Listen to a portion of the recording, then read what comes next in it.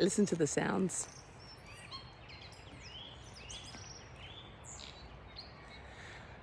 Hi, my name's Jaya. I'm a practicing monk, and I have been a monk for 20 something years, let's say 25, 26 years. Yeah, I think it's that long. And I made the decision to be a monk because my life changed with learning a practice of a style of meditation that didn't really feel like meditating because I could do it with my eyes open. I could use the techniques at work, walking around town, and most importantly, out with friends. Because I found that when I was in my 20s and my 30s, life was just getting more and more confusing for me, in the sense that I didn't get what was going on with the world. And I was very judgmental and disappointed with people over and over again. So I really felt like I'd lost my way. And on the outside, maybe it looked like I was having a good life because things were good. I was happy, I looked happy. I had good friends, all that sort of stuff. But inside, there was so much judgment. And what really fueled me was purpose. Like, why am I here? What is the purpose of life? What is the purpose of my life? What is the purpose of all of this that I'm witnessing and just not liking? And what I mean by that is, the world, guys, forever the world's had problems. Forever it felt like people were fighting each other, or wars were breaking out, or potential wars were breaking out. So, this has always been happening because it's always chewed at my heart. And I've always been super disappointed in humanity. And when I learned a practice that showed me my thoughts and what I was thinking about, and that perhaps it wasn't everyone else's fault, but perhaps my inability to be happy was based on what I thought about, it shifted the blaming to actually me, that I was now responsible for my happiness rather than them, that I was responsible for my enjoyment rather than feel like it's been stolen from me and, it's their fault, So now, if you even resonate with that for one moment, just think about the immensity of that. Spending your life blaming others and really believing that it's someone else's fault for your life, for your problems, for your stresses, for your fears, for your, lack of money, for your inability to get work, for your, whatever. If you're constantly blaming others, and there's this undertone forever that it's their fault, the government, the state of the world, your neighbors, your town, people loving you and leaving you, your family. If that undertone is there, you are constantly caught up in the idea that they've done it to you. So you're a victim and you're living in this experience of blaming others. And hey, I'm not saying this as specifics, I'm saying this as general. And most people, when you listen to their conversations, they are actually in that victim mentality, constantly blaming others. Now, what meditation showed me was when I stopped thinking those thoughts and really believing those thoughts, something shifted. And it shifted very quickly. And what happened was I became responsible for being happy today. Something simple. And if I could experience my happiness today without the government changing, without the world changing, without my neighbours or my work having to change, then these little, let's say big ideas, big patterns, big grooves suddenly weren't real anymore. And so slowly I was healing these lifetime ideas that you're responsible for my happiness. That victim consciousness dissolved. And we call it creative consciousness or anything actually, became my experience, that suddenly I'm alive. I'm healthy, I'm here, I'm happy, I'm creative. I have the ability to look at things with a different perspective.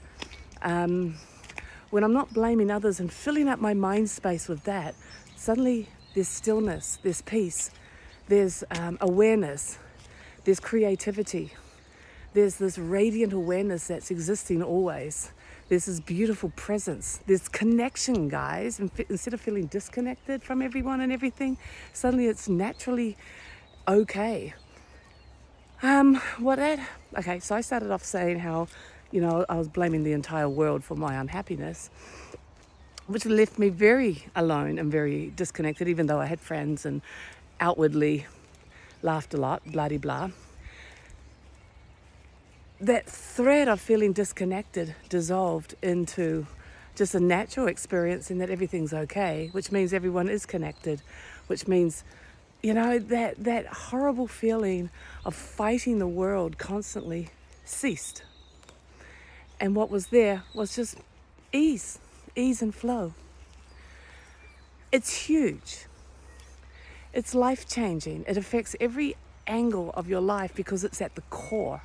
It's not just like, I now can smile at people and feel blissed out. No, it's a live, real experiencing of shifting ourselves from constantly blaming and being the victim to being content. The word content is actually so huge because of what it is, life, living. For me anyway, that was so meaningful and such a big change that I actually wanted to find the people who were teaching this teaching, like the hub of the teaching, the core of the teaching. And so I found the Ishayas of the Brightpath, went to their bigger retreats, listened to the experienced teachers, the main teachers, and went, yep, this is it, I'm all in. That was 2001. So in 2001, I became an Ishaya. I took vows and dedicated my life to this teaching. Most people would assume they know what a monk is and what taking vows mean, because we've all kind of heard about Buddhist monks and stuff. In this teaching, the vows are the commitment to your passion to wake up, your passion for consciousness, your passion for humanity, your passion for that radiant awareness that I was just talking about, the passion for living a life filled with bliss and truth and presence and sharing that with others.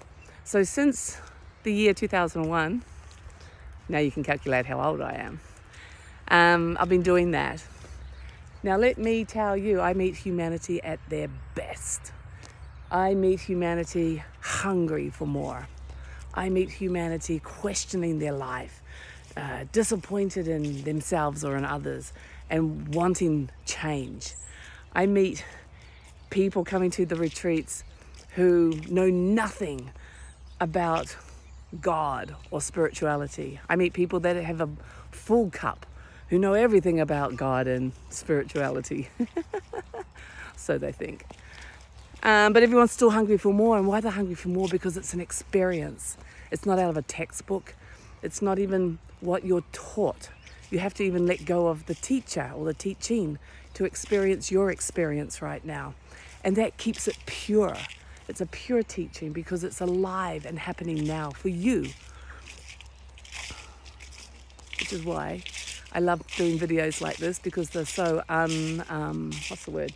uncreated, pre-thought out, not pre-thought out, because it's simply what the message needs to be now. Look at these leaves. Oh, I love it.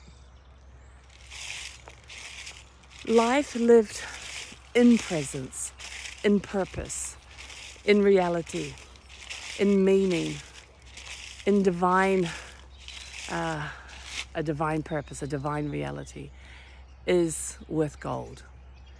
I gave up the idea of, making millions, becoming a millionaire,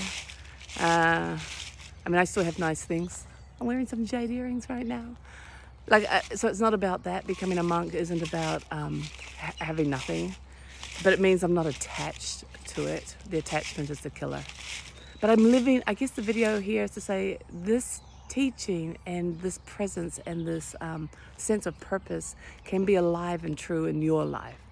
It's not about removing yourself from this world and living in a cave, as most people think monks do. It's about focus.